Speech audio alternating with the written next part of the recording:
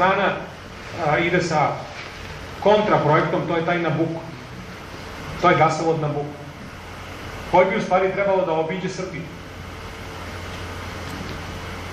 I to je, kao što vidite, kontravarijanta, u stvari varijanta koja seče Južni tok. To su u stvari bili razlozi onog brzog prijema nepripremljenih zemalja Rumunije i Bugarske u prvu Evropsku uniju, pa u NATO. One, po čak američkim konstatacijama, još uvek nisu spremne da uđu ni u Evropsku uniju ni u NATO, ali ipak tu jesu. Cilj je bio u stvari izaći na Crno more i napraviti tu presečnu zonu, dovršiti tu tamponsku zonu između Baltičkog mora i Mediterana. I sve će se lomiti u našem odnosu prema NATO-u oko Kosova i Metohije. I ako hoćemo u NATO, da li ulazimo celi ili ne. I ako hoćemo u Evropsku uniju, da li ulazimo celi ili ne. Na ovoj velikoj karti vidite tih 65 zemalja, mislim da je u međuvremenu još jedna priznala, 66 zemalja koje su priznale nezavisnost. Kada pogledate na karti sveta, to ne izgleda tako frapantno. Tih 65-6 zemalja je trećina svih zemalja u svetu. Dobar deo njih su ova pacifička ostrva. Ali ono zašto sam stavio ovu donju kartu ovde, koja predstavlja NATO, pogledajte i uporedite ovu plavu i ovo. Pa većina zemalja NATO u stvari priznala Kosovo i Metohiju i one artikulišu tu taj čitav proces. Ove zemlje su ostale, ne mogu da kažem, ajde nebitne, ali ipak su sateliti SAD. Pa to je Japan, pa to je svakako Južna Koreja, Afganistan, naravno Saudijska Arabija, Australija, Koreja, uz Veliku Britaniju i nekoliko ostalih zemalja. I kad su Kosovo i Metohija u pitanju, imamo nekoliko nivoa. I često nam se prigovara emotivan stav prema Kosovu i Metohiji. Ja ne znam zašto taj stav i ne bi bio emotivan. Zašto je to nešto loše, nešto katastrofalno. Vi svi znate i svi mi znamo šta je Kosovo i Metohija. Ne samo za Srbiju, nego uopšte za srpsku duhovnost i srpske zemlje u celini i tako dalje. A možemo razgovarati i pragmatično. Dakle, ovo je ta podela, ja bih rekao, na okupacione zone Kosova i Metohije, a ovo ovde što vidite, to je ta baza. Bonstil, koja, da pomenem, je 10 puta veća po površini, ima 7 puta veći kapacitet, što se trupa tiče, nego ta naša baza na jugu, 40 km udaljena od baze Bonstil. I jedna dimenzija je naša duhovnost tamo, patrijaršija na Kosovu i Metohiji, a druga, ako hoćete, i pragmatično. Zašto da ne? Možemo i tako. Pogledajte rezerve lignita na Kosovu i Metohiji u odnosu na ostale rezerve u svetu.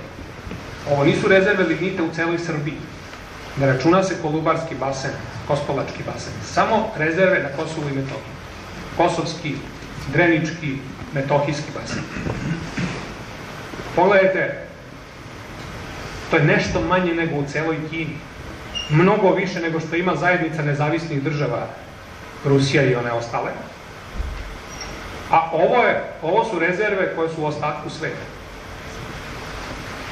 Dakle, hoćemo li ekonomski, hoćemo li pragmatično, možemo i tako. Da ne govorimo o ležištima olovo-cinkane rude koje spadaju najveće u Evropi, o plodnom zemljištu, o vodi i tako dalje. I kada smo već kod vode, na ovoj ovde karti vidite sa ovim zelenim tačkama, dakle ne ove crne označavaju naselja veća, nego ove zelene tačke su lokacije gađane uranijumskom municijom. Na Kosovu i Metohiji je hidrografski čvor. Odakle se vode slivaju Crnomorski basen, Egejski basen i Jadranski. Dakle, to je gađano. Odatle vode sa tog gađanog područja se slivaju na sve tri strane.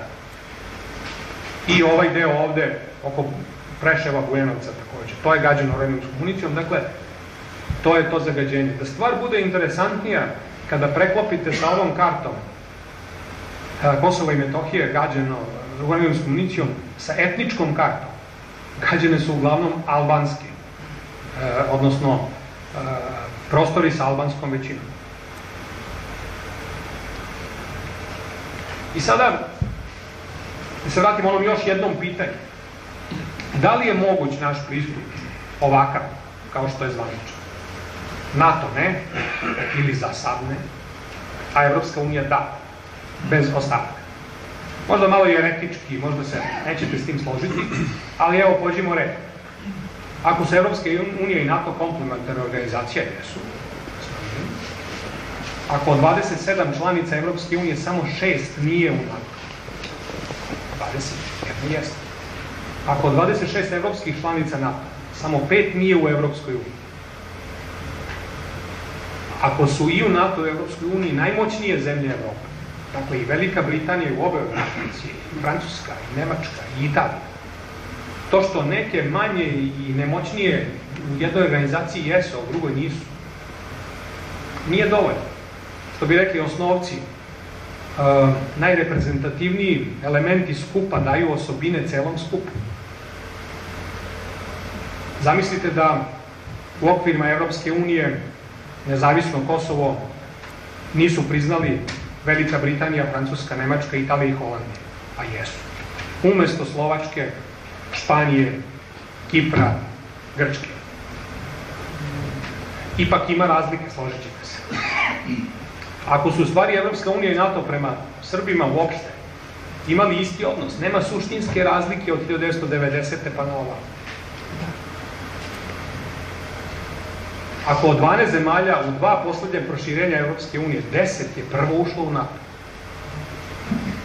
2 nisu, ali to su Malta i Kipar. Znači, to je redosled. Ma koliko se mi s tim ne slagali.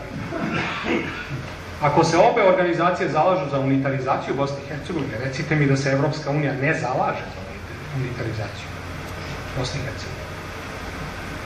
Ako je takozvanu nezavisnost kosovsku, odnosno nije priznalo samo 5 od 27 zemalja Evropske unije i 4 od 26 evropskih članica NATO. Ako na ovoj karti ovde vidimo da su, ovo vidite tu kao neko roze boju ili ne znam, to su zemlje koje su istovremeno i u NATO i u Evropskoj uniji. Dakle, kad to vidite na karti, samo malo izuzetaka ima. Dakle, Hrvatska je u NATO, a nije u Evropskoj uniji, kao i Albanija. Hrvatska je već kandidat. Turska također, Albanija. Norveška je u NATO, a nije u Evropskoj uniji, ne znam, Island. Ili ove plavo obojene zemlje jesu u Evropskoj uniji, a nisu u NATO. Švedska, Finska, Irska, Austrija, Kipar, koja se ne vidi. Ipak, to nije jezgro Evropske unije. I nije jezgro NATO. To su ovih 4-5 zemalja koje sam već pominjao.